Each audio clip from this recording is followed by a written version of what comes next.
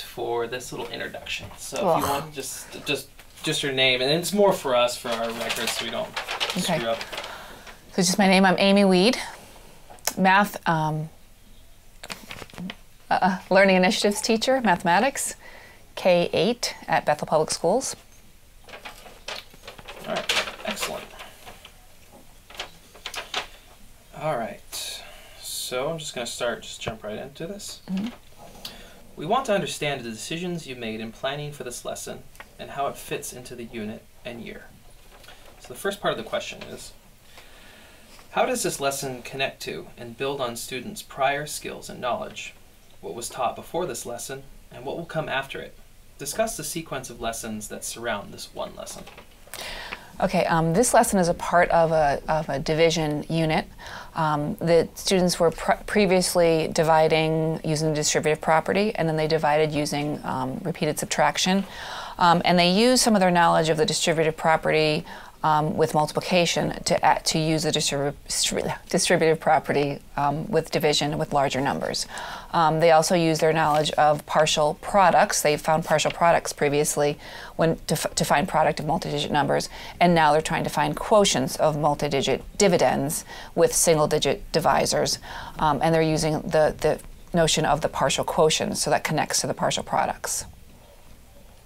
Where they're going to go next is they're going to be moving into the standard algorithm for division. They're going to be, I don't know, where they're going next. Sorry, can I look? Can I? Sure. Can you? Okay. I just want to make sure that use number line. Okay, I just want to make sure they find product. Oh, so where they're going to be going next is using the standard algorithm, and they have to understand place value to place the first digit in using the standard algorithm. They're going to continue to divide numbers, and they're going to work up to 4-digit dividends. Later on in 5th grade, they'll be able to use double-digit divisors, but for 4th grade, they'll stay with 1-digit divisors. And then they're going to use division, use their knowledge of division to solve multi-step problems. Cool. I mean, it seems like there's that nice progression. There's a sequence, yes. Yeah, where they seem to be grasping it. It's not jumping too far ahead or boring them wherever. Yeah. Okay, so let's see. So this is the second part. And this is more specific to the standards. So talk about the standards or cluster targeted in this lesson. What did you do to make the lesson reflect the full intent of that standard or cluster? Okay. The cluster being addressed is use place value understanding and properties of operation to perform multi-digit arithmetic. That's a pretty big idea. What we were focusing on in the standard was finding whole number quotients of up to 4-digit dividends. We were using 3-digit dividends and 1-digit divisors, using strategies based on place value, the properties of operations, the relationship between multiplication and division, and then we were asking the students to illustrate and explain their calculations using equations, rectangular arrays, and area models. And the objective within this standard was that they would use the partial quotients, method to divide 3-digit dividends with 1-digit divisors, and we stayed away from remainders in this one. What was the second part of the question? Sorry.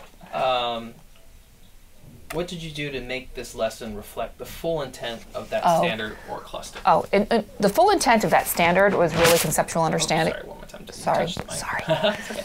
The full intent of that standard was really conceptual understanding, but there was procedural skill and fluency built into that aspect of rigor, and those two kind of worked in tandem.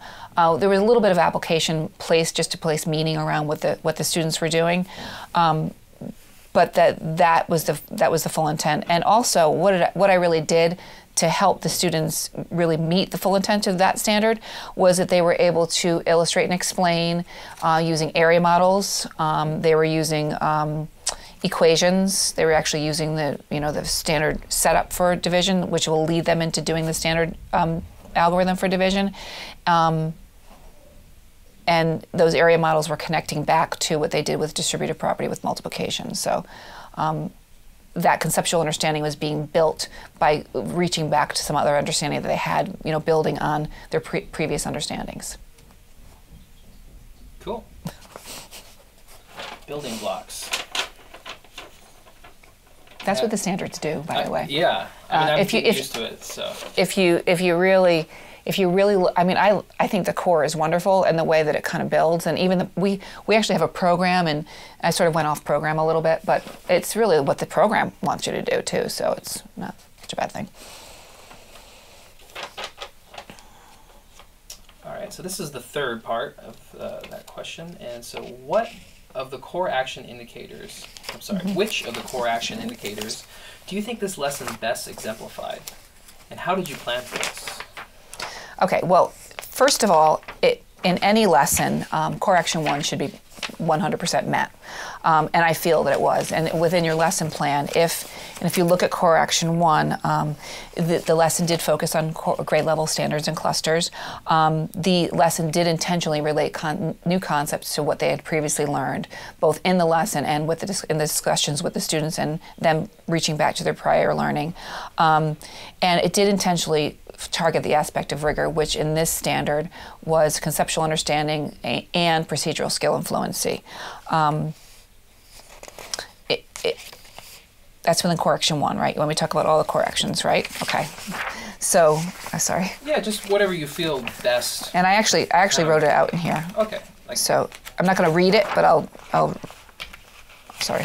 Yeah, I mean, it doesn't have to be so technical within it. Just more something that when you were building the lesson plan, you noticed. Oh, when I was building the lesson plan, indicator B was a big focus for me when I was building the lesson plan. And indicator B, I just wanted to make sure that I'm on the right track. You can take a moment to Indicator B was all about the teacher posing high quality questions, and I really planned for my questions. I actually, they're in my lesson plan. I made sure that I kind of thought ahead of time what kind of questions I wanted to ask the students, and I really wanted them to be able to respond to my questions and formulate their own questions and question each other. I was looking for them to do that. I'm not quite sure that they did that, but I was hoping that they would do that. Indicator C, hold on a second. Sorry, can I back up? The number talk portion of the lesson was really where I was building indicator B, where they would solve, they would be able to talk about their solutions, and then I would be able to ask them questions like, how did you know that? Why did you solve it that way? Those kind of questions that I was asking them were really kind of me focusing on core action B and core action, indicator 2 and core action, indicator B and core action 2. Oh my gosh, sorry. The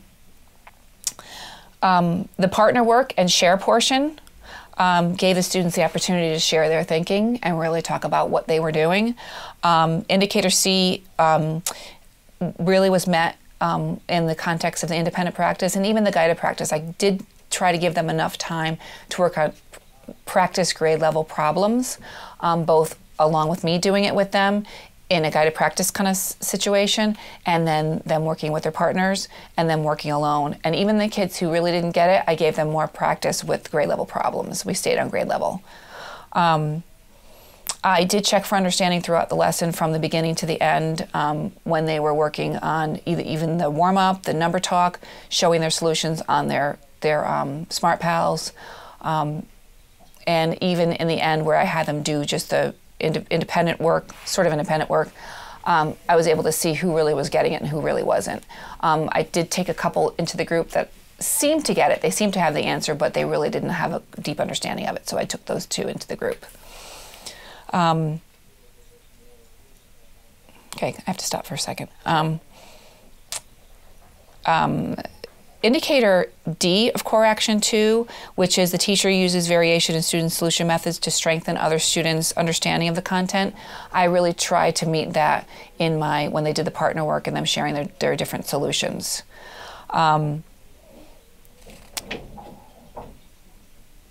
Indicator and indicator E, I was hoping to meet in my debrief, in my checking for understanding. If they were able to tell me what they learned, or if they were able to tell me how it worked for them, it told me whether or not they understood. Yeah, I mean, you can see the different phases of it. The partner group, the partnering, was interesting because you can really see them lock on it. They were sharing their ideas. And I could see it up close where my camera was. There was these two girls there, and they really were engaged in it. Mm-hmm. It's good. Yeah. Yeah, it's cool to.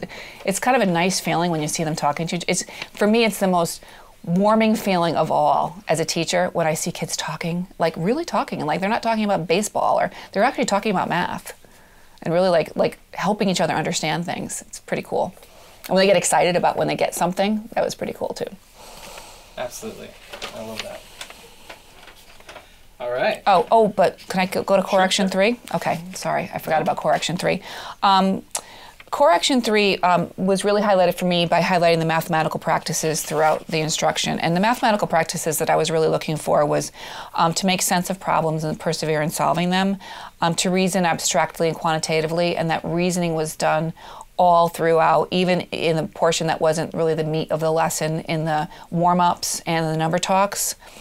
Constructing viable arguments and critiquing the reasoning of others was present from the beginning to the end for most kids. And I actually was able to even do that with my smaller groups when I pulled my kids that don't usually talk into the small group.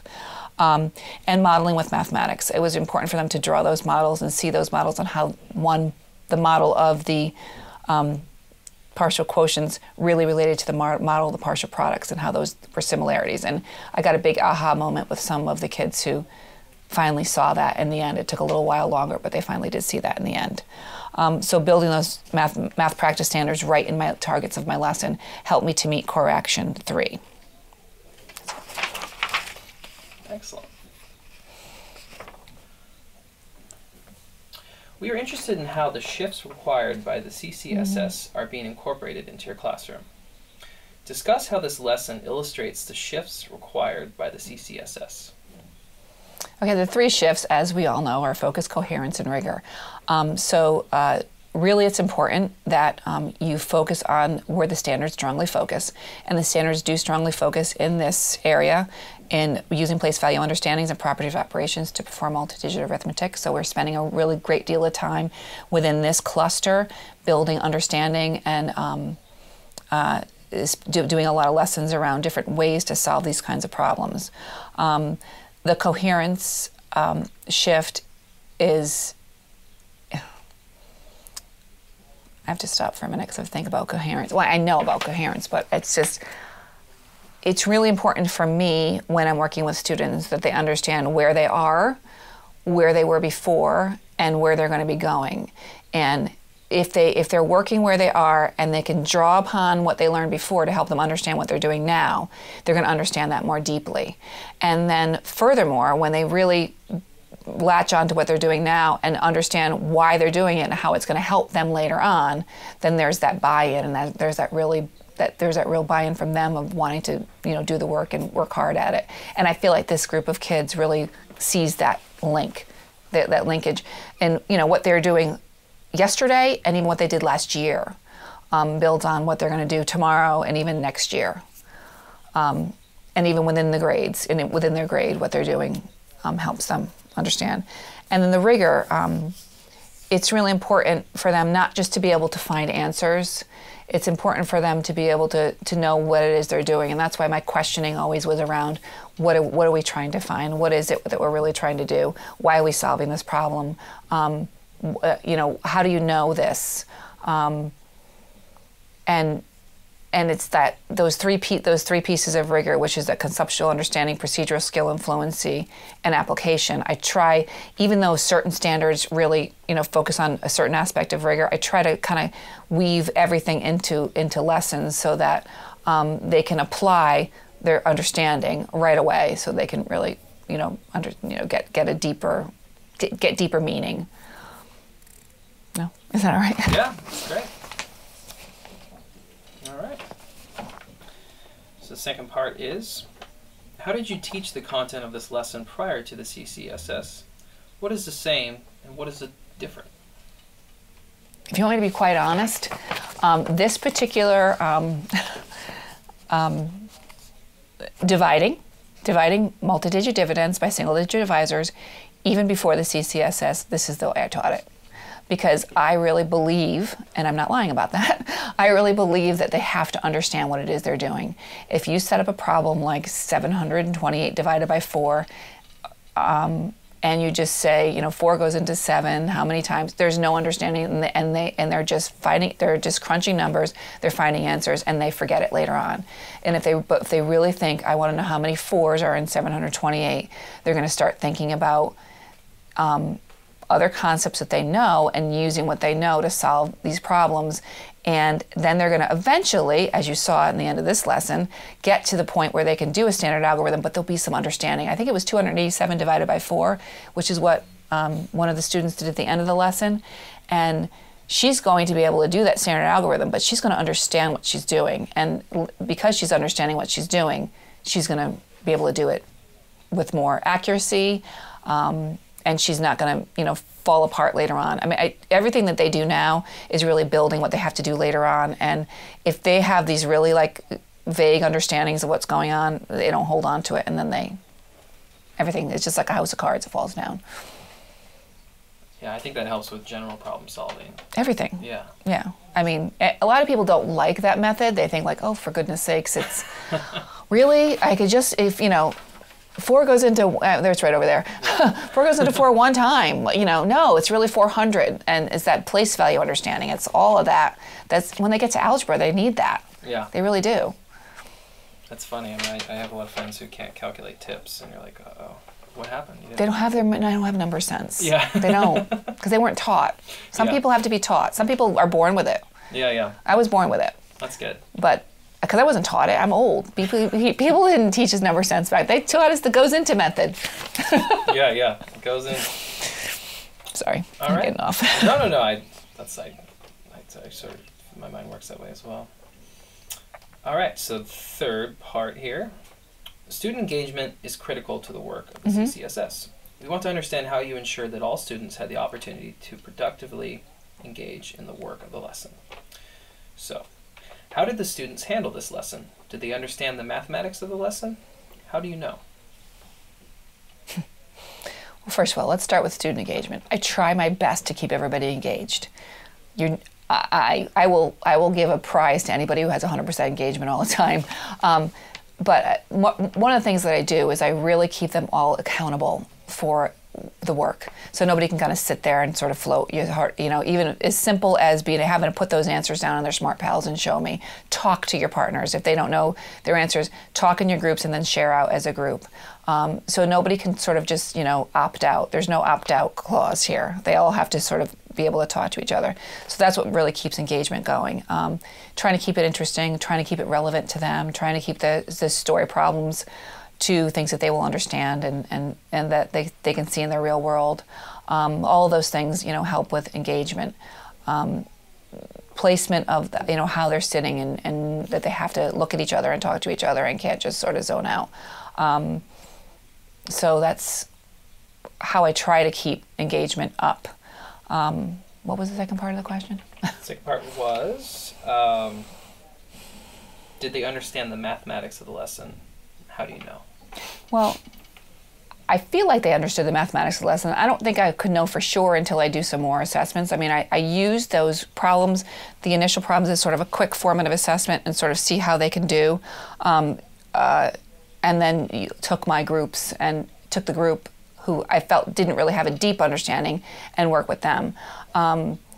Just the questioning in the end and the debrief gives me a clearer understanding of how that they know. And it's really important if you do ask those kinds of questions of your students to listen into their conversations and make sure that you're hearing it.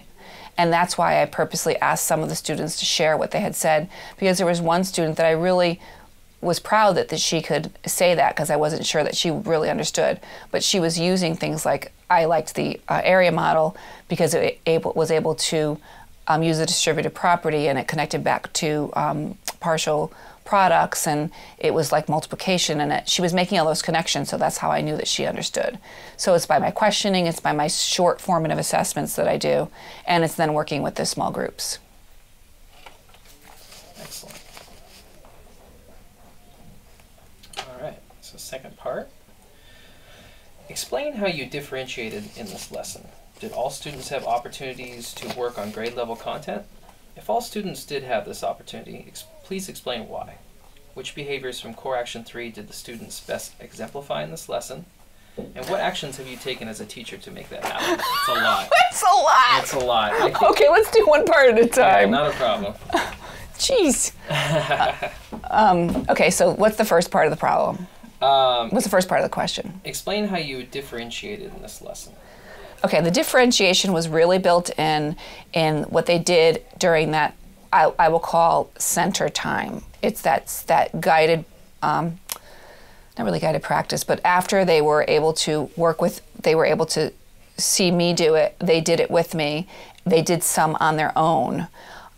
Then I was able to see by what they could do on their own, who was able to go on to some more independent work and then move on to sort of center-based activities. But the center-based activities were not, these games that were just, superfluous games. They were actually helping them build those fluencies and those skills that they needed to continue to perform multi-digit arithmetic, particularly division. They were having to find multiples of divisors, and they played like a dividend game, like I forget what it was called, dividend rolls. One group played dividend rolls. The group that played the dividend rolls game, that was a little more challenging. That was the sort of the challenge group, and then there were a couple groups that just did this sort of the on-level game. Again, they were all on the same topic, within the same standard, but at different levels.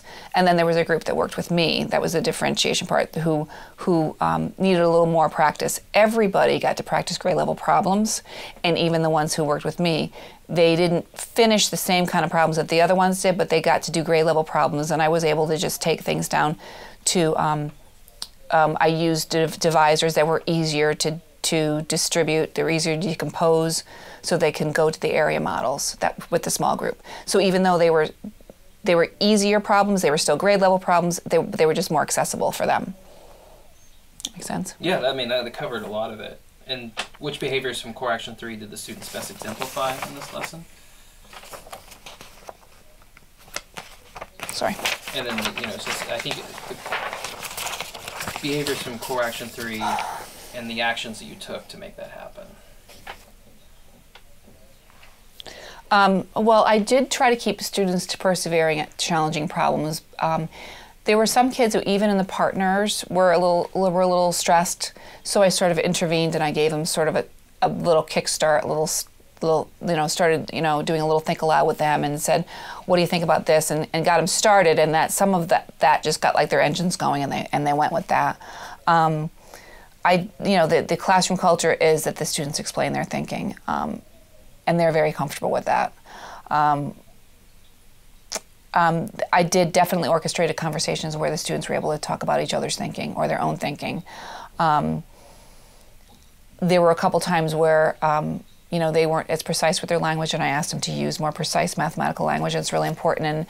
And if you notice, they really did use quotient, divisor, dividend, multiple, product, partial. They'll use it all well and in a meaningful way.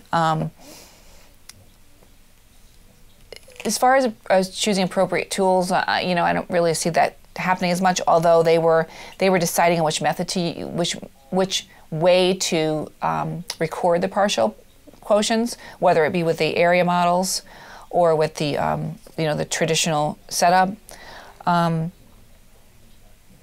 And I did help students revise their work. And there were a couple instances where I can remember that happening. So I think within even when kids were, I don't know, I have to stop now. I guess you know what I'm saying. Stop.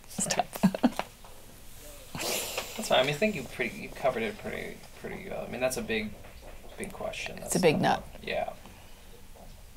All right, we'll move on to a little easier one. This one is the third part of this section here. And then one little small section and we're done. Kind of fly through these, which is nice. All right, so would you like to comment on any of the submitted student work? Was there something that delighted or surprised you with this work? Something you see?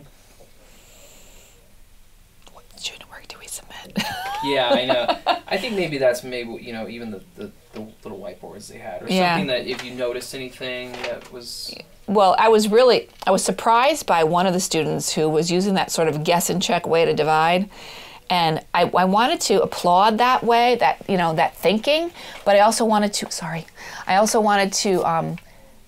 I needed to encourage him to use the methods, because the methods are an important building block for getting into the standard algorithm. And, you know, you're not get to a point where you're not going to want to do this guess and check all the time. So I had to applaud him and congratulate him, but I also had to encourage him to look for ways to do it in a more traditional way.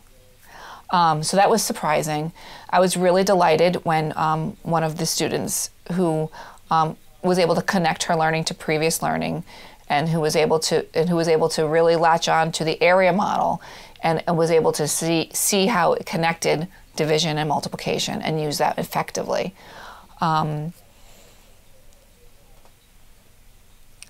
But I did notice that a couple of kids wanted to do it the shortest way possible. They were very resistant to taking interim steps. They're going to love the standard algorithm, but they also have to understand what they're doing with the standard algorithm. So I'm going to have to make sure that they can build that understanding when they get to the standard algorithm. All right. Last part. This is the kind of fun one. You can kind of riff on these ones. Which is, you know, you never know what's going to happen in the classroom. Great instructors are continuously learning. We want to understand what you celebrated in this lesson and what you would improve on. So reflecting on the lesson, what worked particularly well and what might you do differently? Oh boy. I hate that. I was really happy at the end when one of the students, just one student, but I'm hoping that the other kids will latch on to that, when she was able to, she made up her own problem, and she figured out, again, that 287 divided by 7, and she was able to see, she was like creating her own problems that would work, and she was going to be able to use what she was doing to go to the standard algorithm, which I thought was really cool. I thought that they, I don't know, I'm trying to think what I would do differently. I definitely would do things differently. I wouldn't be videotaped, that's for sure. Sorry.